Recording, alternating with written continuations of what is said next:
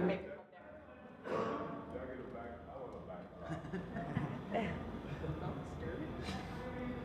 There you go, perfect. What was the deciding factor on Alfred not ending up playing tonight?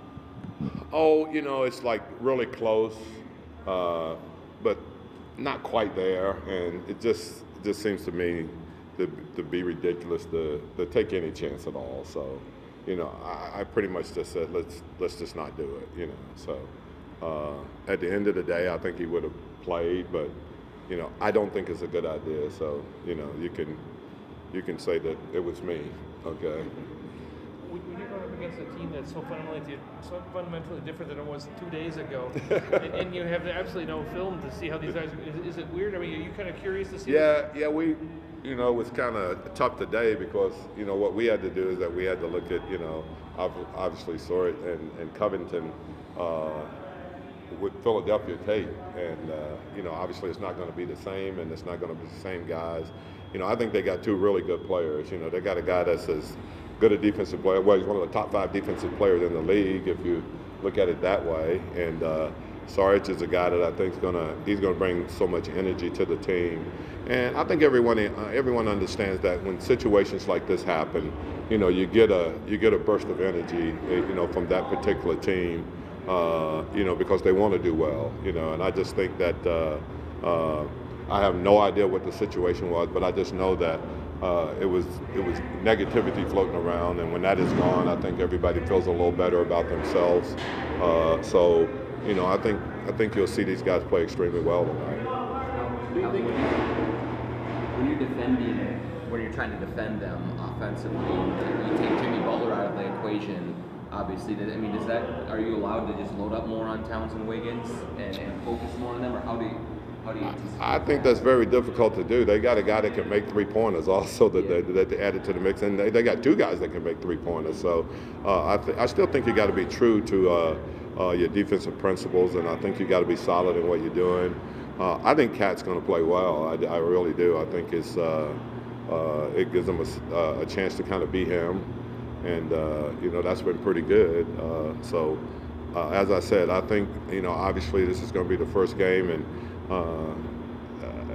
as far as them knowing each other and understanding, they may struggle a little bit in that area, but I think you're going to get great effort from them. What's the decision on Nico as far as him? He'll play. He'll play. I think he's fine and he's ready to go. So when it's so soon after like a mid-season trade, do you think it's more difficult on the team that makes that trade to make their adjustments internally, or for you guys who are just kind of guessing on what they're going to do? Right.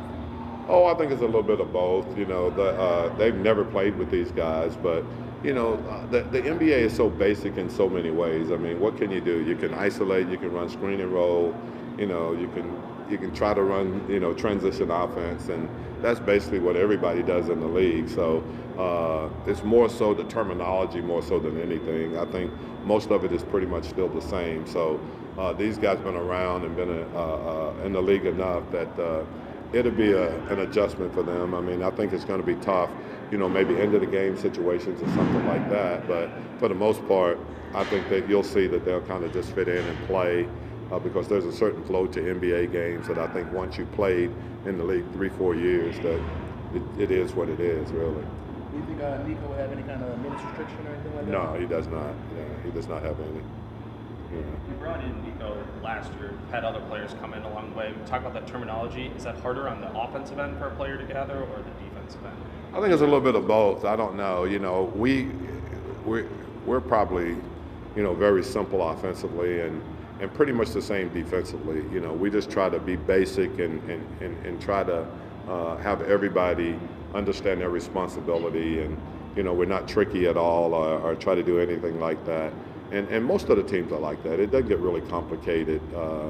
Like I said, you may not understand the terminology, but you really understand what needs to happen. So I think you'll see those guys. I think you'll be pleasantly surprised as to how they fit in the flow of the game because, Nico did it with us last year. He did it here last year. You guys basically talked to him in the hallway, right? We did. That is very true.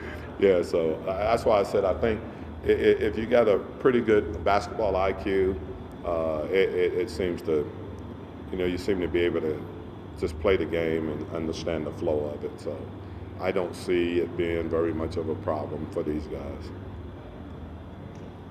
Thank you.